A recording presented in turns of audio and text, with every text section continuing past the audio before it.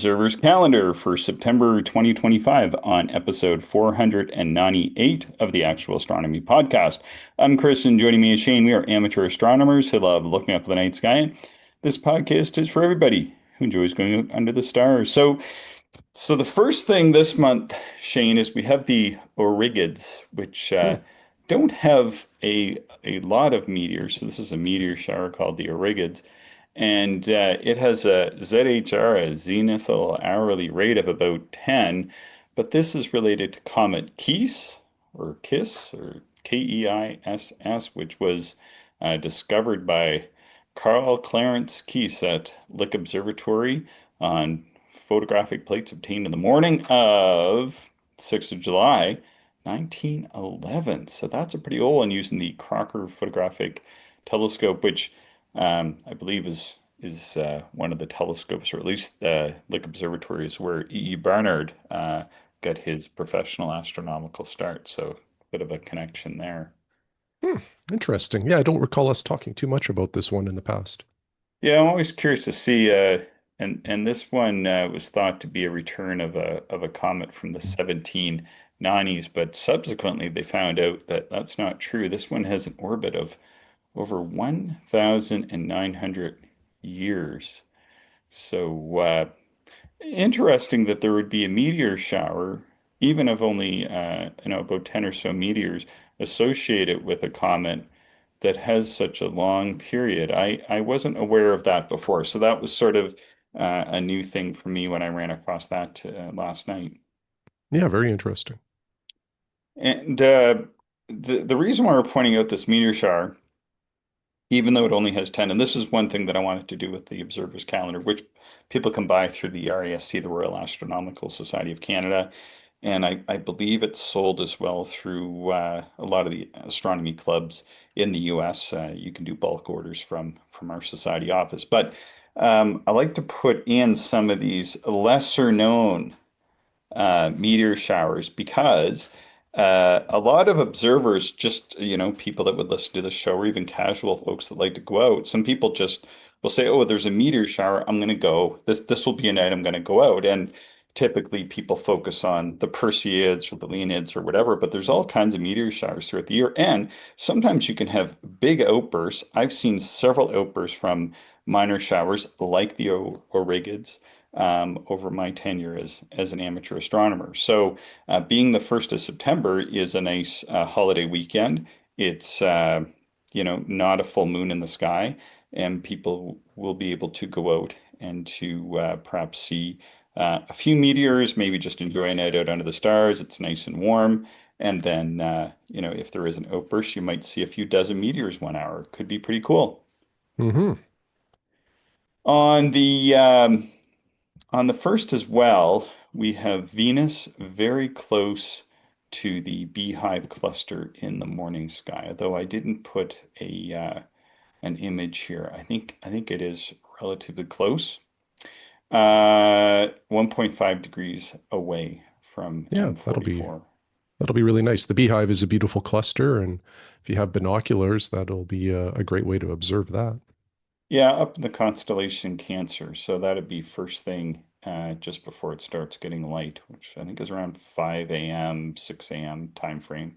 That time of year. September 5th, the Workington pancake is visible on the moon, bottom left. And what I did this month is I went and dropped in an image of the moon from that date showing where the Workington pancake is.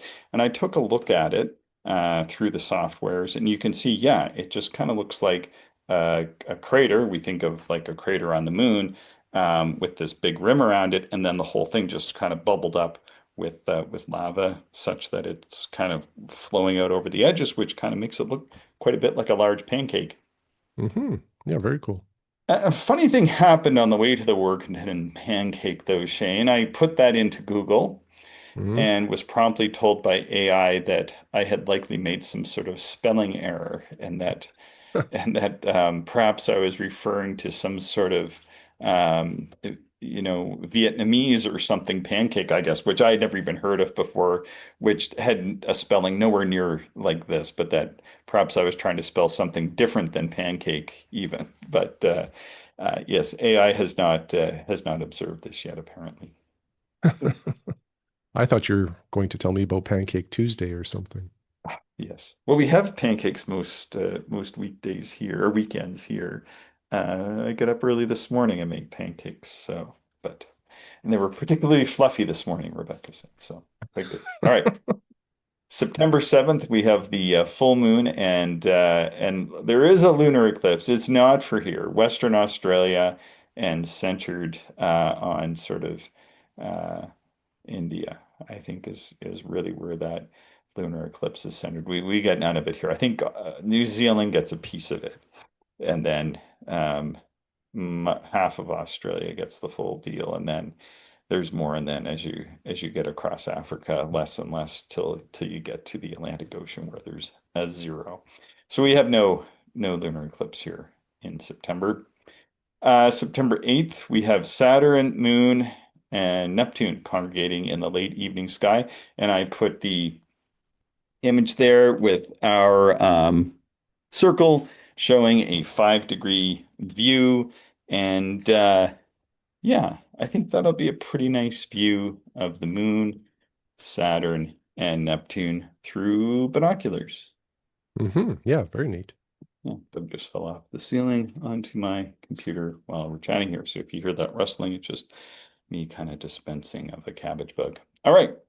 September 11th, we have the star R Furnacus, and that is going to be at its best on the evening of September 11th, although I think it's fairly late into the night before it rises. I forgot to put the time in, but I think it's more like about 2 to 3 o'clock in the morning before it's approaching the meridian. Of course, Fornax is more of a southerly constellation, so this is only rising for us here, Shane, maybe 8 or 10 degrees when it crosses the meridian or the maximum point of collimation in the sky. Pretty low for us. Have you observed this one before? Thank God I have. I've observed a lot of the carbon stars. I really quite like them. Have you taken a look at this one? No, I was just curious about how deep the red is on this one. I've never looked at it before. This one is among the deepest. This Mm, this is yeah, this is I think not as good as La Superba. I think there's another one that's better, and then there's Hins, which we'll talk in a minute, which is better. And I think this one though is in the top 10, I'm gonna say. So I think I've observed the best 10.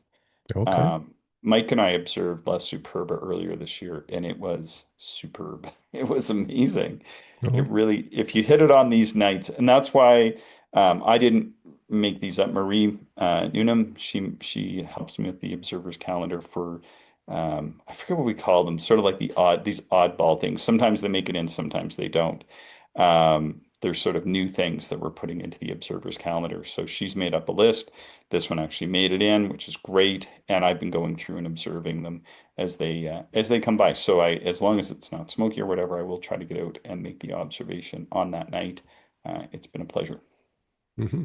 September 12th, the moon is 1 degree north of the Pleiades. So here, it's on the western side of the Pleiades by about, I'm going to say about 2.5 or 3 degrees. And then probably the further west you are, if you're on the west coast, I think it's going to get pretty close to the Pleiades. So Bill Weir there at Pearson College. Go take a look on September 12th. The moon and the Pleiades will be right on top of each other late in the evening, early in the morning. September 14th, we have the last quarter moon, and then this was one Marie put in. I'm not sure. NGC 7552 is well placed tonight. It's well placed below our horizon, Shane. Mm, It's the Gruss Quartet, and mm, not familiar with that. I wasn't familiar either. It's like Stevens Quintet or Stephen's Quintet, a grouping of sort of relatively faint galaxies. I guess as somebody's much further south, boy, this would just barely rise even from Ontario. I think this would be 3 or 4 degrees up, but I had wondered maybe I might have mixed something up here because I started thinking maybe she had referred to something else. But I don't really check Marie's work so much as just go and try to make the observations. I'd like to have her on the show at some point in time to talk about the selection. She's got her own way of observing, as many of us do, and she's a pretty experienced person. Just trying to turn on my deep sky objects. I just It's a wondered if maybe it's there a was go Yeah, ahead. it's a beautiful collection of galaxies. Four Yeah. galaxies in this quartet, of course, and looks like they range in magnitude from 10.6 to 11.5. So Mm. well within the range of amateur telescopes. So if you're far enough south, yeah, 7552, 7582, 7590, and 7599 make up that quartet. Yeah, although I wondered if maybe I had a typo and I hit five again, because NGC 752 gets well placed later that night, which is the open cluster Carolyn Herschel found up in Triangulum there. And I didn't know, maybe this is a keystroke error on my part. Mm, yeah. So, but anyway, I mean, it does culminate that night. Mhm. It gets to the meridian, sadly, 2 degrees or so below our horizon here. But somebody in very southern Ontario, it'll rise 5 degrees, 6. Anyway, could be worth a shot. Maybe Mhm. someone can see it, but certainly those listening in the States for sure. All right, September 15th, we have the lunar Curtis X visible. And also, this is when the zodiacal light starts to become visible in the eastern, not the eastern, the eastern morning sky over the last 2 weeks of September. So, what that is, it's interplanetary dust in our solar system. And in recent years, they've made the discovery that a lot of that material has come from Mars. Oh, that's very interesting. Yeah, so it's kind of neat. There's some articles on that. September 16th, Jupiter is just south of the moon. And when I put I put lots of screen captures in this month, Shane. This one in particular is pretty fantastic. Did you check this image out? No, I have not. It's got Castor, Pollux, Jupiter, and the Yeah. moon all Wow. together in about a I mean, gee, I sure hope that I haven't mixed up my display settings here. Maybe that's for the 12-degree binoculars I was looking at actually, now that I look at that. Oh, yeah, I did. Well, let's go, and that's a 12-degree circle. But if I got those binoculars, you'd be able to see all that in the same field. But I think to the unaided eye, or if you want to take a photograph, this is one of those things which is going to look super cool because you have sort of that classic crescent moon as it's just past the last quarter, and then you have Castor and Pollux, which are a couple of the brightest stars in the sky, and then you have Jupiter right there. And that area of sky just really looks great, and it's very beautiful with your unaided eye or binoculars, and then with your telescope, you can kind of zoom in and take a look at the different colors and features on those targets. But for a photograph, I think that's going to be quite nice.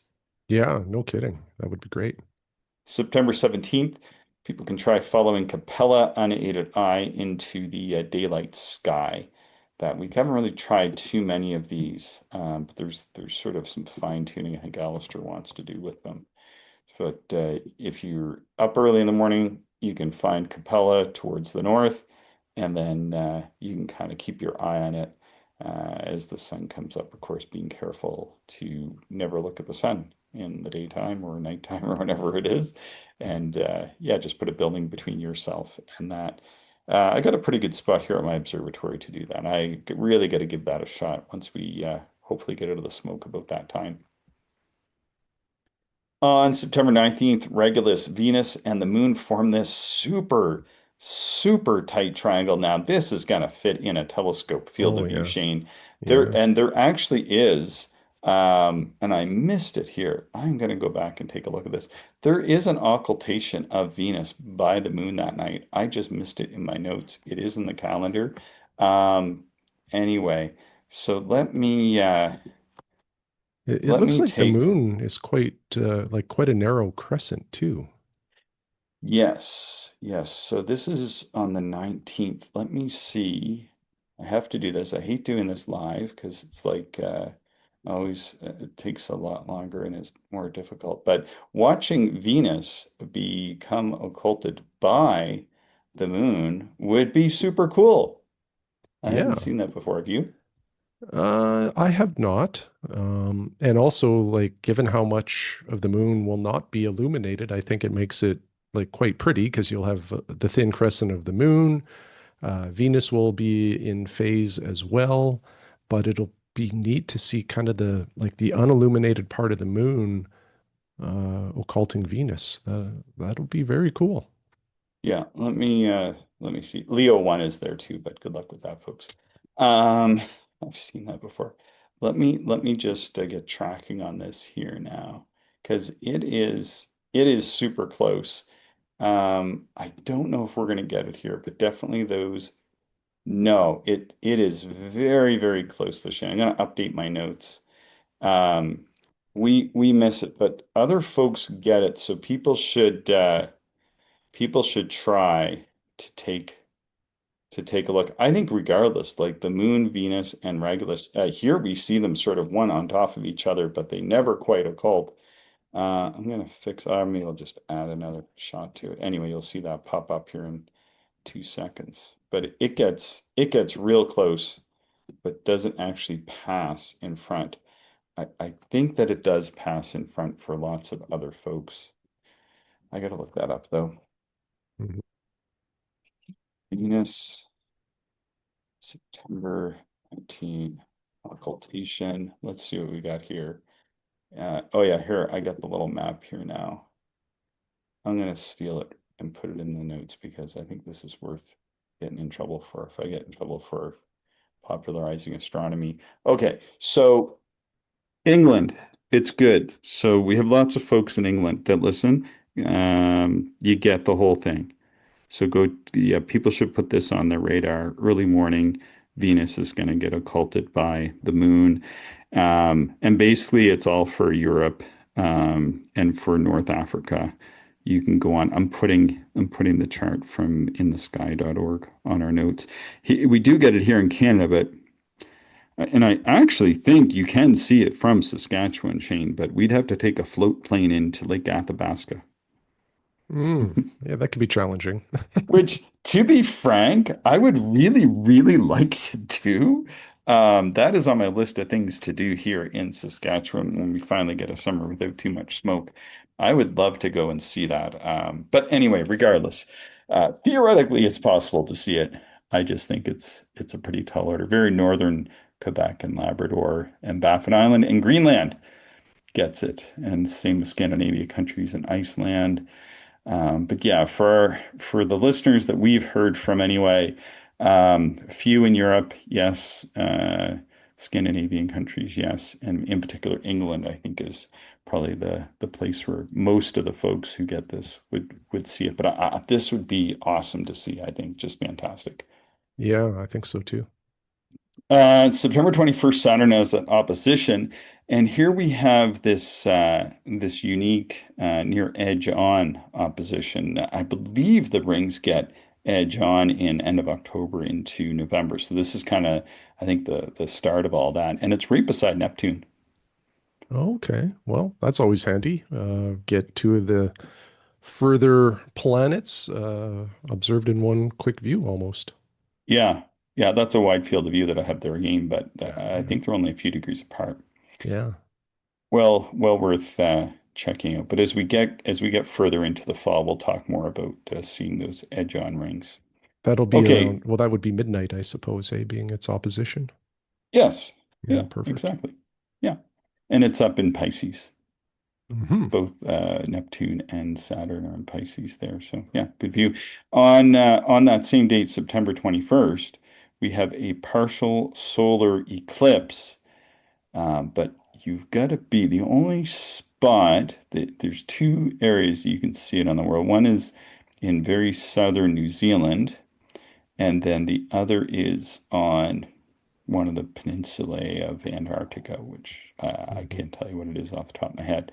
But only those two spots kind of get most of the sun covered. And of course, just a partial, so you will need the proper solar safety equipment for looking at it. September 22nd, that's the fall equinox, and the Gagachine is visible in late September this time around, high in the south at midnight. It's not directly overhead. I think I had said that once in the show before, and somebody corrected me, which is true.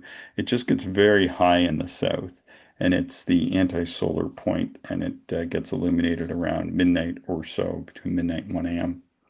And you need a pretty good sky for that, I think. Oh, yeah, yeah. Super dark skies. But well, we're seeing, I think I've seen it like kind of sort of once.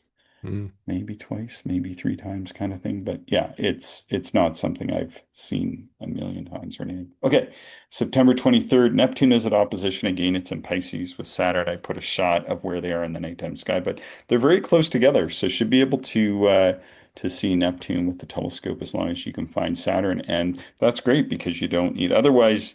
I could find it, but it's a lot of back and forth between maps, charts, telescope or with the goatee, you can just do. But with Saturn acting as a pointer there, anybody with a telescope can just find Saturn, and then Neptune is just going to be a field over to the left. Hmm. September 26th, this is the other carbon star we talked about earlier. This one I've Hmm. seen quite a bit. I'd say probably the most out of all the carbon stars is the star R Leporis in the constellation of Lepus. It's just about half a dozen degrees southwest of Rigel, but in the constellation Lepus, just on the Lepus, Eridanus, and kind of sort of Orion border.